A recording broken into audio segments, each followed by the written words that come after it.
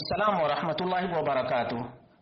اللہ رب العالمین خیر و عافیت میں رکھے اور مزید اسلامی تعلیمات عام کرنے کی توفیق عطا فرمائے۔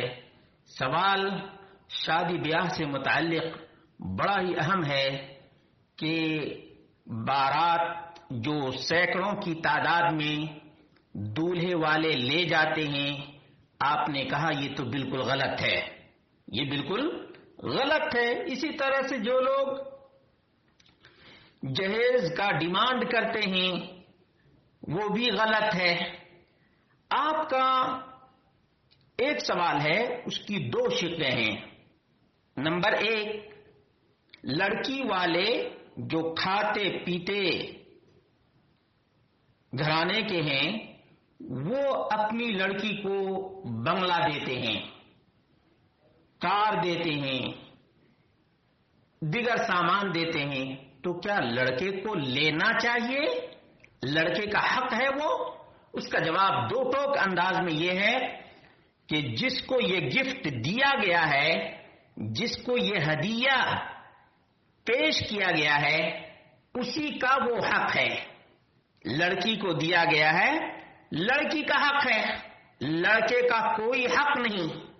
جس طرح سے آپ کو کوئی گفٹ دے تو آپ کا حق ہے، دوسرے کا تو حق نہیں ہوگا، یا کسی کو پرائز ملتا ہے تو وہ اسی کا ہوتا ہے۔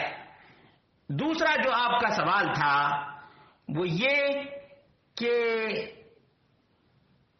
خاتون جس کی بہو بنتی ہے وہ اپنی بہو کو قیمتی سے قیمتی لباس، پوشاک لاکھوں روپے کے دیتے ہیں، تو اس کا کیا حکم ہے؟ اس کا جواب یہ ہے کہ وہ بھی اگر گفٹ دیتے ہیں تو دلہن کا حق ہے اور دلہن اس کا حقدار ہے، لیکن کل کو وہ احسان جتلائے کہ ہم نے تم کو یہ دیا ہے، تو یہ گفٹ نہیں بلکہ یہ تو ایک طرح سے احسان جتلانا ہے، احسان جتلانا ہے، اور احسان جو جتلاتا ہے اس کو اجر و ثواب نہیں ملتا ہے۔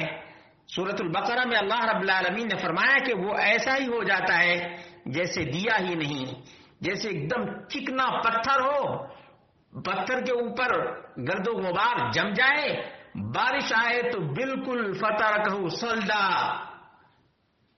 چکنا جس طرح سے پہلے تھا ویسے ہی ہو جاتا ہے۔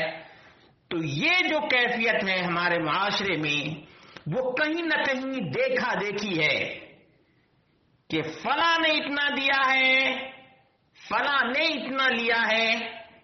اس لیے یاد رکھیں اسلام سادگی کا نام ہے، اور جس شادی میں کم سے کم خرچ ہو، رسول مکرم صلی اللہ علیہ وسلم کے فرمان کے مطابق وہ سب سے زیادہ باعث برکت ہے۔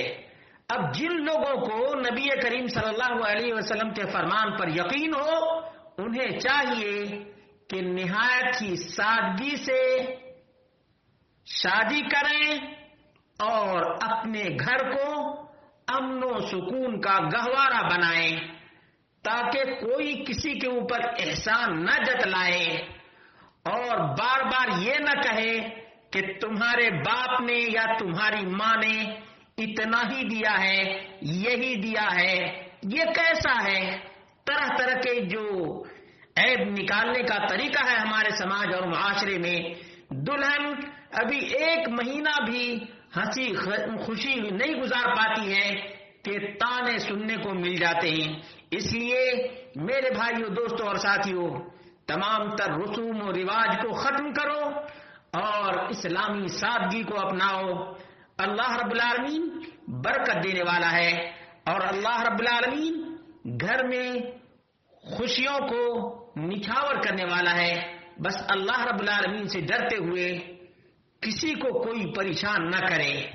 آج کبھی لڑکی کے گھر والے پریشان کرتے، کبھی لڑکے کے گھر والے پریشان کرتے، حالانکہ شادی رشتے کی مضبوطی کا نام ہے۔ الگ الگ گھروں کو جوڑنے کا نام ہے.